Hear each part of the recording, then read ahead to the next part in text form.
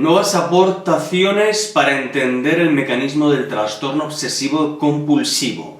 Muchas personas me preguntan si el TOC es una cosa que se hereda, si ya vienen los genes, por qué en una misma familia uno lo tiene y otro no. Bueno, vamos a hablar de las causas o de las fases, digamos, por las cuales se asienta la base de lo que luego será un trastorno obsesivo-compulsivo, y tiene que ver mucho con el desarrollo de las fases sexuales que acontecen durante la infancia. Decimos que dentro de las causas de la neurosis obsesiva, las experiencias sexuales en la temprana infancia tienen una gran importancia, ¿no? En el sentido que en la mayoría de los casos que hemos estudiado, el obsesivo, que ahora de adulto padece los síntomas del TOC, participó de manera activa y con placer en actividades sexuales infantiles. Normalmente decimos aquí, como ciertos autores como Freud, Lacan, Menas han estudiado, ¿no?, que antes de mantener una actitud activa sexual, primero los pacientes toquianos fueron objeto de una manera pasiva, ¿no?, de alguna experiencia sexual, bien entre amigos, con hermanos o con algún adulto cercano al sujeto. En el sentido que la esencia de la neurosis obsesiva puede encerrarse en una breve fórmula, ¿no? Y como aquí tengo escrito, las representaciones obsesivas son reproches transformados que retornan de la represión y siempre son referentes a un acto sexual cometido en la niñez, pero llevado a cabo con placer. ¿De acuerdo?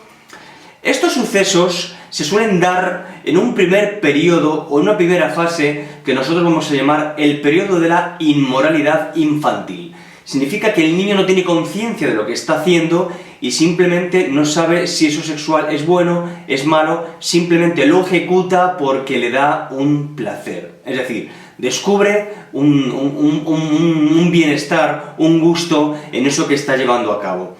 Entonces, en estas primeras fases suelen ser generalmente experiencias de tipo pasivo,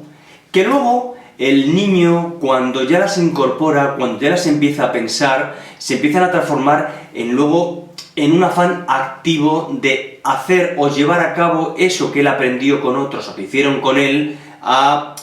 personas cercanas a él, generalmente del sexo contrario, o a veces también entre amiguitos, ¿no? De ahí que muchas veces el famoso TOC homosexual, donde el niño de pequeño llevó a cabo experiencias sexuales con niños o con algún adolescente, primo, familiar, amigo o adulto de forma activa y luego pasiva, y esto les lleva a generar un placer asociado a ese acto sexual que de alguna manera ejercieron con él y que luego él ejerce con personas de su mismo sexo. Esto no significa que sea homosexual, significa que hubo un ejercicio de un acto placentero.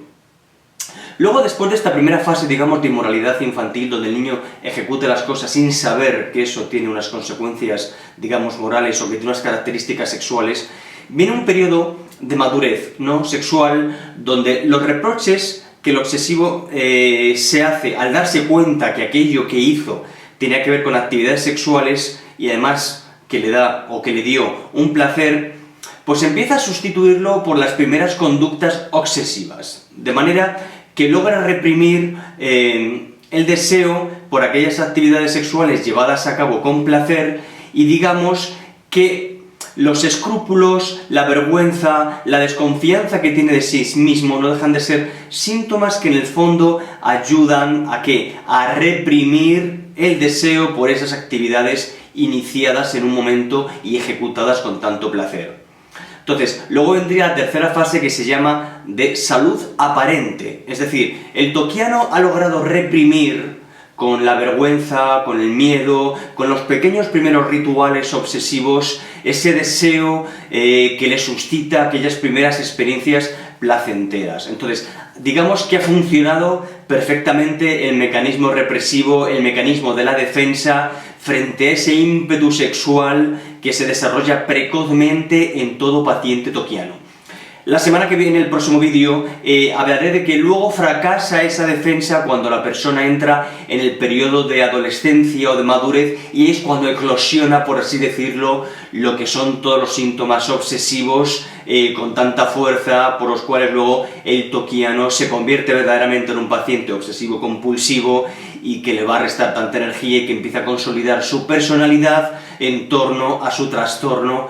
obsesivo-compulsivo. En el próximo vídeo hablaremos de por qué fracasa la defensa, por qué fracasa el mecanismo represivo y por qué eclosiona y por qué aparece otra vez, de nuevo, con más intensidad, lo que ya es el desarrollo, ¿no?, de la personalidad obsesiva. Gracias, hasta el próximo vídeo.